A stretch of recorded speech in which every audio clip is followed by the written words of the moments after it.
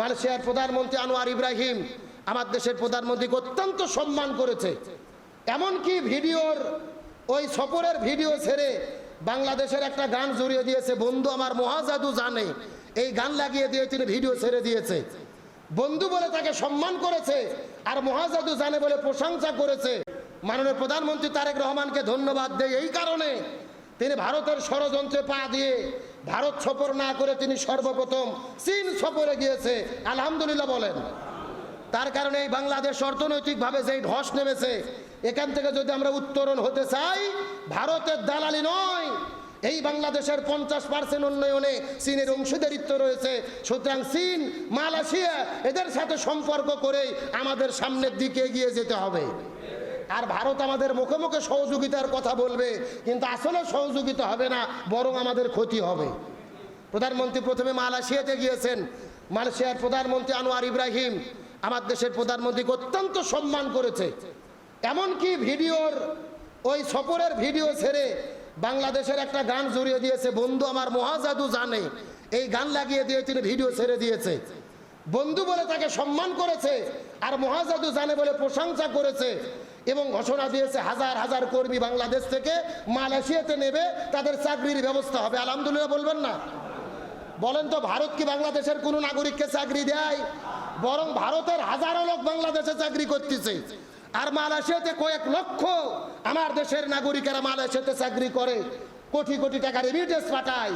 সুতরাং সম্পর্ক হতে হলে মালয়েশিয়ার সাথে হতে হবে, চীনের সাথে হতে হবে। ভারত ষড়যন্ত্র করে বিশৃঙ্খলা করে আটকাতে পারেনি। সরকারের এই পদক্ষেপকে আমরা ধন্যবাদ দেই।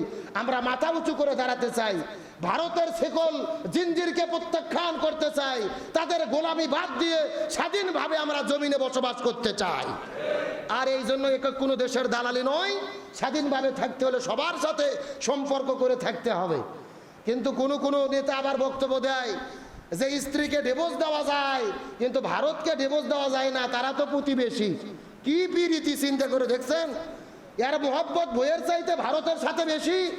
যেরকম আওয়ামী লীগের মন্ত্রী বলছিল ভারত বাংলাদেশ স্বামী স্ত্রী সম্পর্ক, ই আবার সম্পর্ক ছাড়িয়ে গেছে, বলতেছে ভারতকে তালাক দেওয়া যাবে না, ডিভোর্স দেওয়া যাবে না।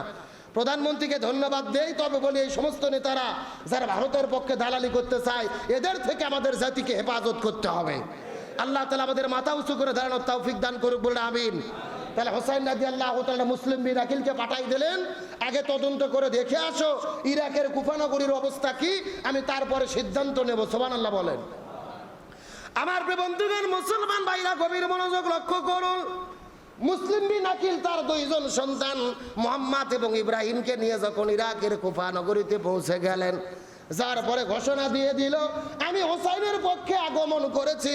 এই ঘোষণা শোনার সঙ্গে সঙ্গে লক্ষ্য করে দেখা গেল ওই ইরাকের মধ্য থেকে 24 ঘন্টার ভেতরে 1 নয় 2 নয়, একদিন সময়ের ব্যবধানে 40,000 মানুষেরা ইমাম হোসাইনের পক্ষে মুসলিম বিন আকিলের হাতে বায়াত গ্রহণ করেছে। কয় হাজার বললাম? তাহলে 40,000 লোক ইমাম হোসাইনের পক্ষে বায়াত গ্রহণ করে হোসাইনকে ইমাম হিসেবে ঘোষণা দিল। ওইদিকে দামেস্কে এজিদের হাতে কিছু লোক বায়াত গ্রহণ করেছে। ওখানে সরকার একটা হলো এজিদের সরকার, এখানে সরকার একটা হলো হোসাইনের সরকার। দেশ হলো একটা, সরকার কয়টা? কথা বলেন না কেন? একই দেশে যদি 2 সরকার হয় বিপদ আছে না নাই? এক বাড়িতে যদি মাতবর 2টি হয় বিপদ আছে না নাই? ওইদিকে এজিদের পক্ষে কিছু লোক দাঁড়িয়ে গেল, এইদিকে হোসাইনের পক্ষে কিছু লোক দাঁড়িয়ে গেল। মুসলিম বিন আকিল চিঠি লিখে দিলেন হোসাইনের কাছে, ইমাম হোসাইন আর আপনি মদিনায় থাকবেন না, এলাকার মানুষের আপনার অপেক্ষায় চেয়ে আছে, আপনি রওনা করে দেন। এই চিঠিটা লিখে একজনের হাতে মুসলিম বিন আকিল মদিনার উদ্দেশ্যে পাঠাইয়া দিয়েছে বিকেলবেলা। কিন্তু বিকেলবেলা চিঠি পাঠানোর পরে এইদিকে খবর চলে গেলেন দামেস্কে এজিদের কাছে।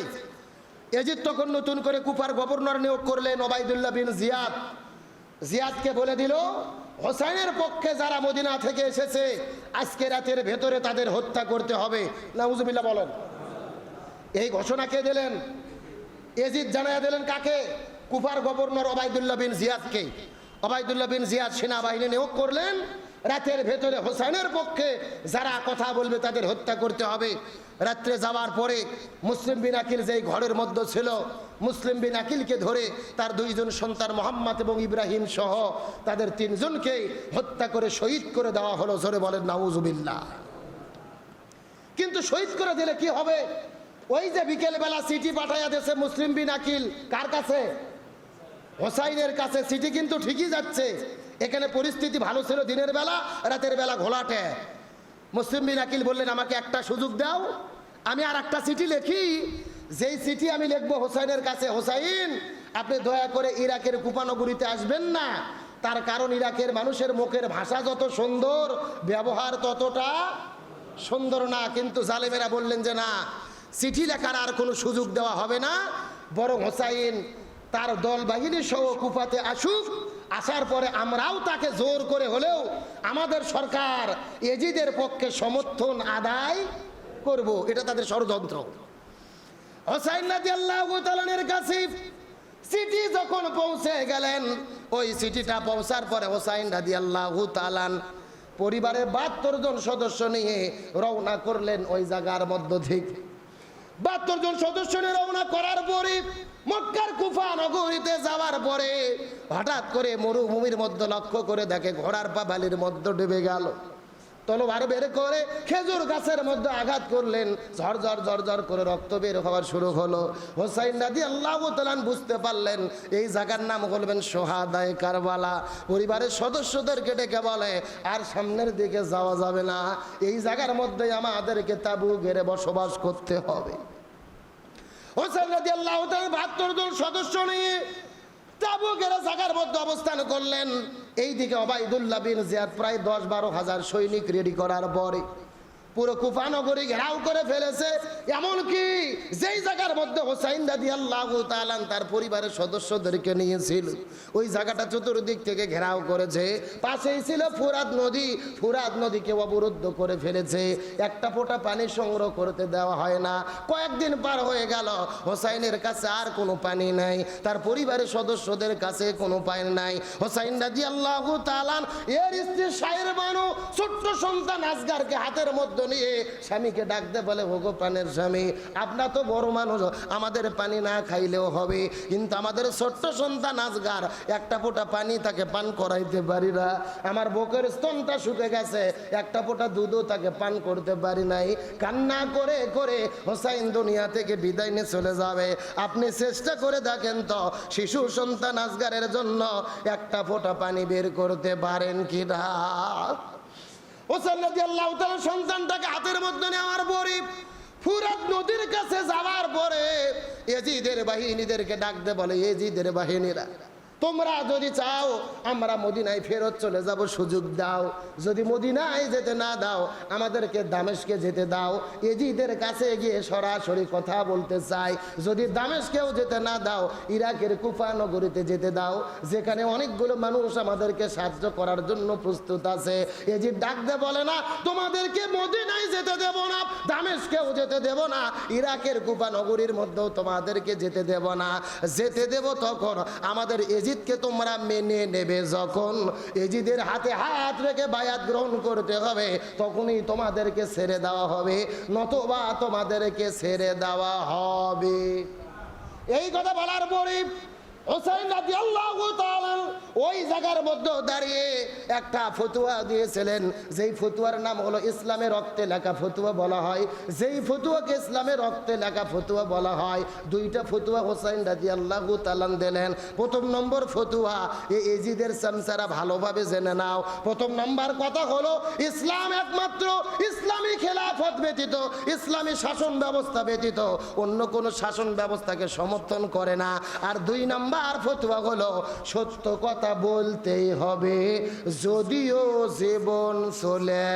নাম হলো কারবালা। বোঝেন, ইসলাম ইসলামী শাসন ব্যবস্থা ব্যতীত অন্য কোন শাসন ব্যবস্থাকে সমর্থন করে না।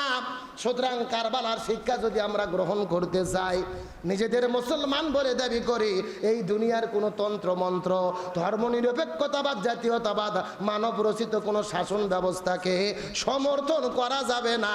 কারবালার শিক্ষা হলো প্রয়োজনে হোসাইনের মতো এই জমিনের ভেতরে ইসলামী শাসন কায়েমে আমাদের জীবন দিতে প্রস্তুত থাকতে হবে।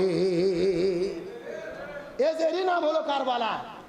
হোসাইন রাদিয়াল্লাহু তাআলা জীবন দিয়েছেন ইসলামী শাসনের পক্ষে থাকার কারণে, আর তাগুতি শক্তি মুলকিয়াতের বিরুদ্ধে দাঁড়ানোর কারণে। কারবালার দ্বন্দ্বের মূল কারণ হলো খেলাফত আর মুলকিয়াত। খেলাফত হলো কোরআন সুন্নাহর শাসন, আর মুলকিয়াত হলো রাজতন্ত্র, মানব রচিত নীতি, যেগুলো হলো হারাম। হোসাইন জীবন দিয়েছে ইসলামী শাসনের পক্ষে। আমরাও যদি কারবালার শিক্ষা নিতে চাই, হোসাইনের মতো ইসলামী জীবন ব্যবস্থার পক্ষে, ইসলামী খেলাফতের পক্ষে আমাদেরকেও জীবন দিতে প্রস্তুত থাকতে হবে।